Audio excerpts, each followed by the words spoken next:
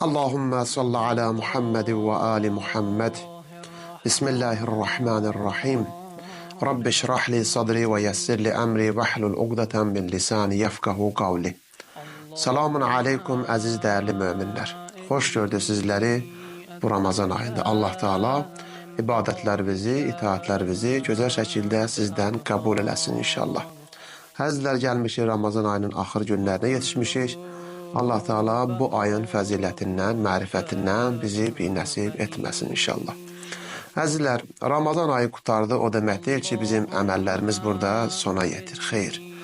Ramazan bitəndən sonra bizim əməllərimiz elə buradan başlayır. Təqvalı olmağımız, nəfsi təskiyəmiz elə buradan başlayır. Namaz qılmağımızın fəziləti Ramazan ayı qutarandan sonra başlayır. İnsan Ramazan ayının fəzilətini gələn Ramazana qədər gərək qoruyub saxlasın. Günahdan, fəsaddan, digər şeylər ki, insana zərər yetirər, gərək insan onlardan özünü amanda saxlasın. Bugünkü mövzumuz əzizlər, təzkiyə nəfsdir. Nəfsi paşlaşdırmaqdır. Ən ümdə və ən geniş mövzu olan nəfsi təzkiyə budur ki, insan birinci növbədə ibadətinin sağlam olmağını istəyirsə, itaətinin sağlam olmağını istəyirsə, orucunun sağlam olmağını istəyirsə, gərək təzkiyə nəfsi, yəni nəfsini paşlaşdırmağı bacarmalıdır. Bunun üçün biz Quran-ı Kərimə müraciət eləyək və Quran-ı Kərimin ayələrini sizin nəzərinizə çatdıraq. Quran-ı Kərimdə Allah Teala Şəms surəsinin 9 və 10-cu ayələrində Allah Teala buyurur ki, Bismillahirrahmanirrahim. Qad əfləhə mən zəkkəhə və qad xabə mən dəssəhə. Hər kəs təzkiyə nəfs etdi, nicat tapdı. Hər kəs ki, öz nəfsini paşlaşdırdı, nəfsini qorudu, nəfsi istəklərini özünə tabi etdi, qoymadı ki, insan özü nəfsinə tabi olsun, bu halda onun nəfsi nə oldu? Nicat tapdı və paşlaşdı. Bu ki, vəqət xabə mən dəssəhə. Hər kəs küfür və ziyana batdı, ziyan gördü. Hər kəs o şəxslər ki, öz nəfslərinə qul oldular, onlar həmişə ziyan içində olanlar. İnsan yaşadığı dönəmində, bu həyatda, bu fani olan dünyada gərək öz nəfsinin cilovunu buraxmasın ki, o ipi buraxmasın ki, onu ziyana doğru aparmasın. Bu Ramazan ayda fəzilətli bir ay olduğu halda biz gərək bu ayda birinci növbədə öz nəfsimizi paşlaşdıraq və nəfsimizi haramdan, digər rəzil olan şeytanın o rəzil olan sifətləri ki var, biz onlardan özümüzü uzaqlaşdıraq və özümüzü paşlaşdıraq. Və Quran-ı Kərimdə Allah Teala Naziat surəsinin 40-41-ci ayələrində nəfsi təzkiyədən söz açır. Buyurur ki, وَأَمَّا مَنْ خَافَ مَقَامَ رَبِّهِ وَنَحَى النَّفْسَ عَنِ الْحَوَى فَإِنَّ الْجَنَّةَ هِيَ الْمَعْوَى. Hər kəs Allah dərgahında hazır olmaqdan qorxdu və həva-i nəfsdən uzaq oldu, həqiqətən onun yeri cənnətdir. Hər kəs ki, Allah dərgahında hazır olmaqdan qorxdu. Bilirsən, ilahi pərverdigarı alım. Günün 24 saatı sənin nəzərin məndədir. Hara getsən məni görürsən, harada olsan məni görürsən. Və həva-i nəfsdən, o nəfslər ki, bizi harama sürükləyər, günaha aparar, o nəfslərin müqabilində oradan uzaq olduq və Allah Teala bizə buyurur ki, فَإِنَّ الْجَنَّةَ هِيَ الْمَعْوَى. Həqiqətən Allah Teala biz öz nəfslərimizi paşlaşdırmaqla Allah Teala bizə cənnəti nə eləmişdir? Vacib etmişdir ki, insanlar öz nəfslərinə ki, paşlaşdırsınlar və əqidələrini möhkəmləndirsinlər. Peyğəmbər buyurdu ki, sallallahu aleyhi və aleyhi və səlləm, insan öz nəfsini sorğu-suala çəkməsə, mömin olmaz. Gərək biz hər gün öz nəfsimizi sorğu-suala çəkək. Görək bizim nəfsimiz bizdən hansı işləri tələb edir, hansı işləri görməyi tələb edir.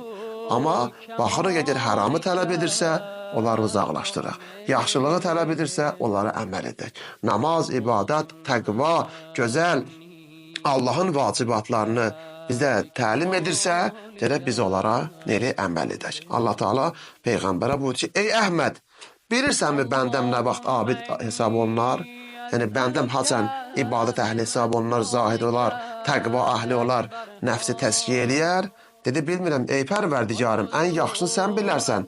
O vaxt ki, onda 7 dənə xislət olsa, abid və təzkiyə nəfsi salim olar, sağlam olar ki, gərək bu 7 əmələ insan riayət eləsin. Birincisi budur ki, günah etməyə mani olan təqvası olsun. Elə ki, biz günah etdiyimiz halda o təqva libası bizim bədənimizə daxil olar və bizi günahdan nə eləyər? Çəkindirər. Həqiqətən təqva elə bir əməldir ki, Allah Quran-ı Kərimdə buyurur ki, İnnə əkramakum indəllahi ətqakum. Sizin Allah yanınızda ən gözəliniz, ən şərafətli olan bəndəniz Allahdan qorxandır, təqvalı olanınızdır ki, burada günah etməyə mani olan təqvası. Əgər bizim təqvamız olsa, Allahdan qorxumuz olsa, biz heç vaxt günah etmərik. İkincisi budur ki, boş söz danışmağa mani olan sükutu ola. Adamlar var, görsən, səhərdən axşama qədər ancaq boş-boş danışırlar. Bir mənfəəti olmayan şeyləri danışırlar, faydası olmayan şeyləri danışırlar. Amma adam var, səhərdən axşama qədər ibadətlə, itaətlə, gözəl danışıqlarla, namaza, zikrə, bütün işlərində Allahı yad edib, Allahı təsbih eləyər. Sükutu da bundan ibarətdir ki, heç vaxt boş-boş danışmaz. Üçüncüsü budur ki, Allah qorxusundan ağlamağı çoxaldanın qorxusu olsa.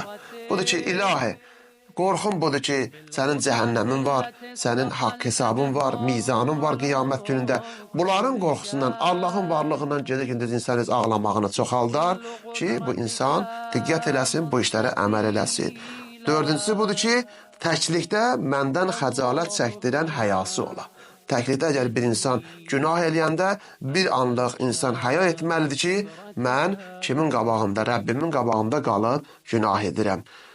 Beşincisi bundan ibarətdir ki, zəruri yeməyə qənaətlənsə. Evimizdə nə varsa biz ondan qənaətlənməliyik. O deməkdir ki, hər gün biz ən ali yeməkləri yeyə bilərik. Xeyr, evimizdə nə varsa biz ondan qənaətlənib, o nemətin müqabilində biz öz şükraniyyətimizi bildirməliyik. Altıncısı budur ki, dünya məhəbbətini düşmən bilək, çünki Allah da ki, mən onu da düşmən bilirəm ki, dünya məhəbbəti insanı ziyana doğru aparar. Yeddinci əməl budur ki, yaxşı adamlarla dost ol, çünki mən salihləri sevirəm. Ya Peyğəmbər, yanında, ətrafında yaxşı möminlər olsun, yaxşı dostların olsun, çünki mən də salih dostları sevirəm. Allahdan dua ilə bizi nəfsimizə, həqiqi o nəfsimizi pakdaşlardan qərar versin, aqibətimizi xeyirli olan bəndələrdən qərar versin.